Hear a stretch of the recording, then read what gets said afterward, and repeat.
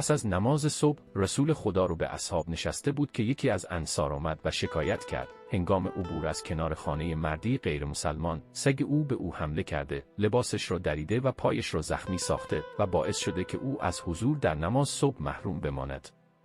روز بعد مرد دیگری نیز با همان شکایت نزد پیامبر آمد.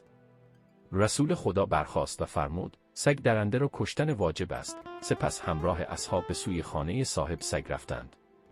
انس در را کوبید و صاحب خانه بیرون آمد و با تعجب گفت ای رسول خدا، من بر دین شما نیستم. اگر کاری با من بود مرا فرا می‌خواندید، نه اینکه خودتان رنج راه بکشید. پیامبر فرمود سگ تو مردم را مجروح می‌کند و جامه می‌درد، آن را بیاور تا از بین ببریم. مرد به خانه رفت، ریسمانی بر گردن سگ انداخت و آن را بیرون آورد.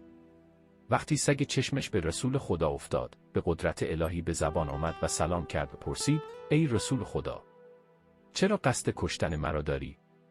پیامبر فرمود تو دیروز و امروز 2 نفر را زخمی کردی و از نماز باز داشتی. سگ گفت به خدا قسم من با مومنان کاری ندارم. اون 2 نفر از منافقان و دشمنان امیرالمومنین علی اند. وقتی به خانه می روند به پسر عموی تو ناسزا میگویند، به همین سبب به اندازه توان آنان را آزار میدهم. اگر چنین نبود هرگز متعرض آنان نمی شدم. رسول خدا پس از شنیدن سخنان سگ فرمود دم او از ریش منافقان پاکتر است.